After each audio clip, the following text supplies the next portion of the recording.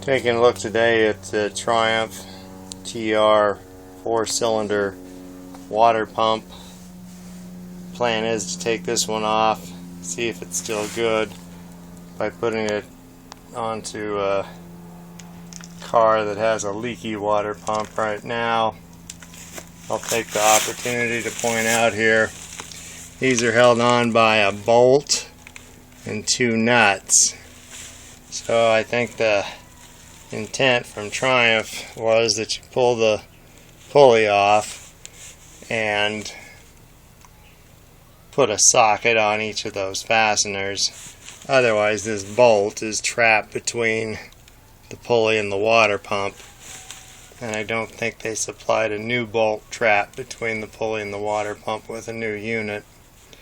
Also, you can see here's a boss for a grease fitting, but none was provided on this water pump. I wonder if it'd be a good idea to drill through that and add a grease fitting. I'll give that some more thought.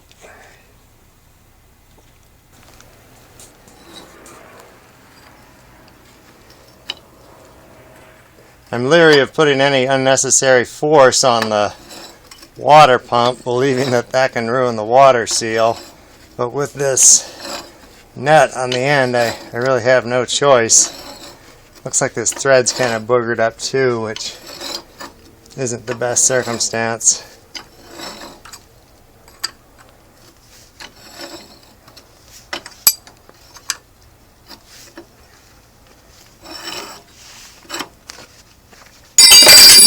And the nut's off. So I've got the 3-jaw puller installed on the pulley. This puller comes to a sharp point, and I was hoping that that nut would provide some standoff, but no, the point is pressing into the end of this shaft, which I guess is okay if it makes a dimple and stays there. It's going to be some really high pressure in that one spot, and hopefully I don't break the pulley. I won't be too happy if that happens, but I've got the 3 jaws on it, and hopefully the press fit isn't too great.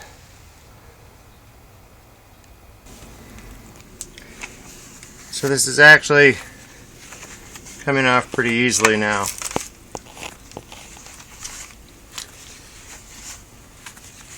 Hope I don't regret saying that. The nut is small enough to pass inside of the pulley, which now is free. So, this part of the project went very well. Let's see if we can get those 2 nuts and that 1 bolt off next.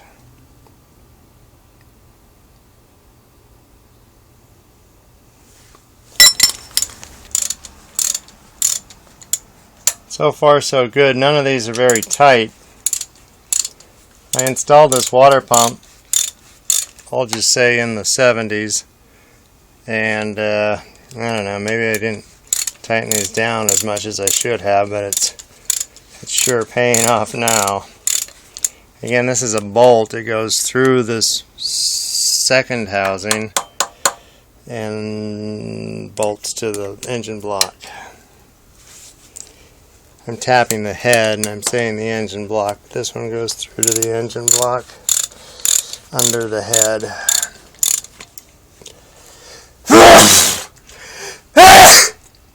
Nice. Let's turn that off. So I've got all the fasteners removed. Hopefully this will come right off.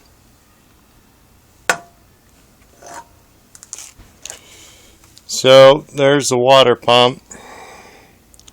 Looks pretty good, not a lot of rust. The housing looks a little rusty, maybe I'm concerned there. But this guy's looking pretty good. I'll have to mail order a new gasket before I install this on the car. So here's the water pump that needs to be replaced. Curiously, It sat for a couple of years with no belt installed, and as soon as the belt was reinstalled, it promptly started to leak water and never stopped. What's going to be an issue, this has no nut on the front of the pulley. It's one piece, and in order that that bolt that I mentioned not be trapped, I guess the buyer of this water pump was on the hook to install a stud in the engine in place of that bolt, and then tighten down the water pump in 3 places with the open end. There's no room for a socket, so I've got to take the 3 nuts off with the open end, but worse, I've got to grab the end of that stud and see if I can twist it out of the block. If it breaks off, this is going to be a much bigger project than I anticipated.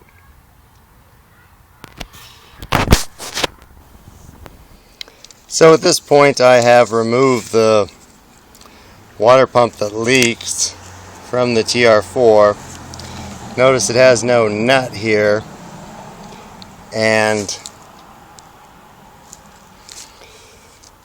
I presume you cannot get this pulley off, although I guess I could put a puller on it and see if it's just a press fit without a nut. At this point, I'm not sure what that would prove. I also was able to get this stud out of the block. I put the pipe wrench on the threads and it came out pretty easily. If this had broken off in the block, I'd still be working on it now, I'm sure. So with the pulley being non-removable, I had to take all 3 nuts off with the open end. I could not get in with the closed end, certainly not with the socket.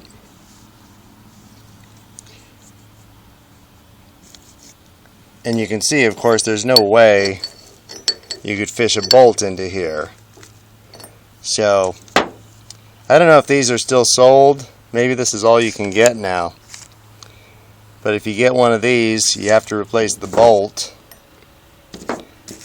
with a stud, and you have to remove and install it with an open end. So if possible, I would stay away from this design. So at this point I've cut my new gasket out of gasket paper. One of the holes turned out kind of oblong, but hopefully we won't get any seeps past this. And I've taken the replacement water pump, scraped this surface with the gasket scraper. I plan to glue this guy onto here with RTV, and then do the white grease number on here, so hopefully next time the gasket comes off with the water pump. And over here on the car, I just need to scrape the mating surface on the water pump housing, and that stud you can see there will be replaced with a bolt.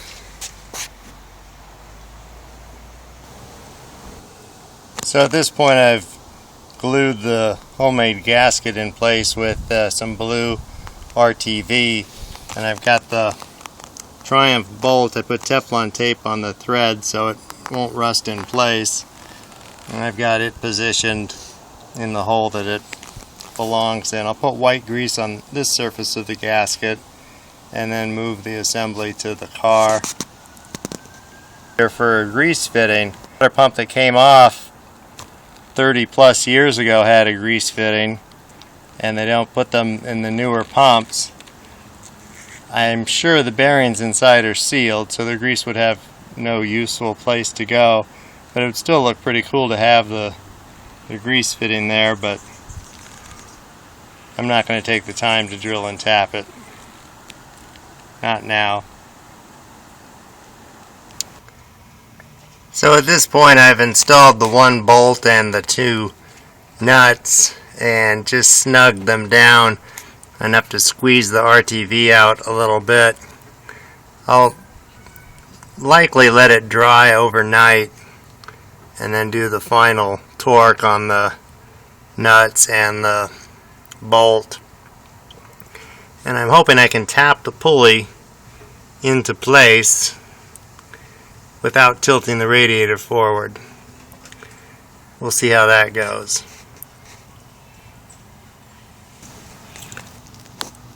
So at this point I've put a torque wrench on the one bolt and two nuts. Kind of losing the sunlight here. And I put the pulley on. I was able to find the keyway and line that up. It slid on easily to the point where the threaded shaft is about to appear. So I'm hoping a few taps with the small ball peen hammer will expose the thread, and I can either tap it all the way on or drive it on with the nut on the thread.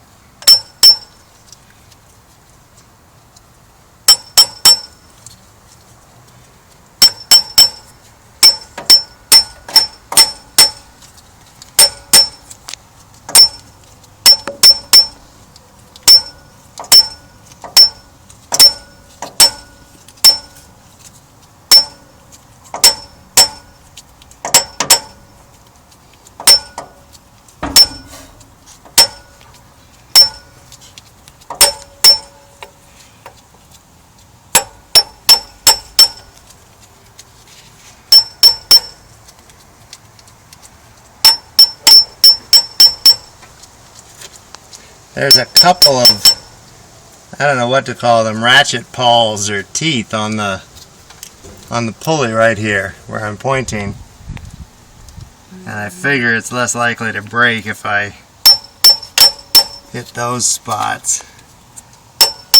I can get a much longer swing of the hammer. Here's one of those teeth. No idea what they're for.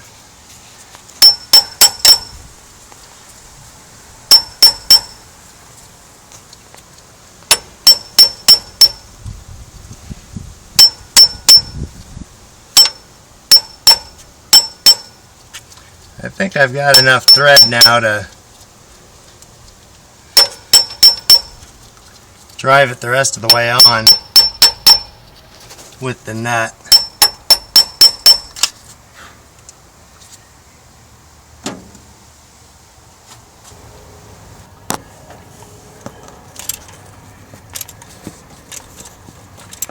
So I am enjoying some success here driving the pulley into position by tightening the nut. I was kind of afraid it would just pull the threads off the end, but it's pretty smoothly driving the pulley back into position.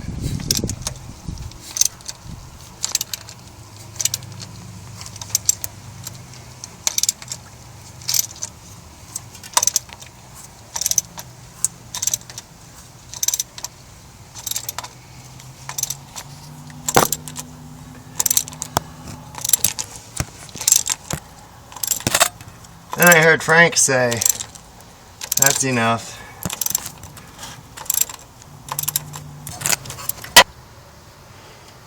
I'm sure this looks crude, but I need some way to hold the pulley from turning so I can tighten the center nut. It doesn't have to be super tight, and I think I've got enough on there. So I'll take the pipe wrench out.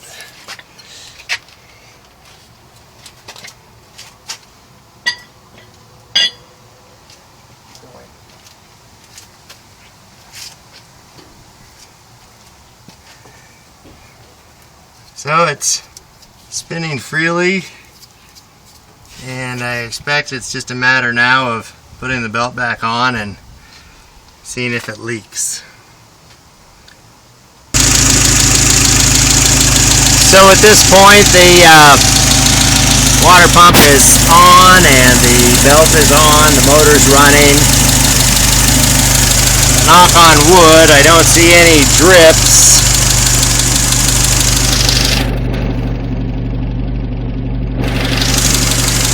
So maybe we're good for a few more miles. This water pump I bought back in high school, which was a long time ago, and it's mostly just sat on an engine taken out of a car for more than 20 years. So hopefully now I'll get my money's worth. Thanks, and be sure and watch my other videos.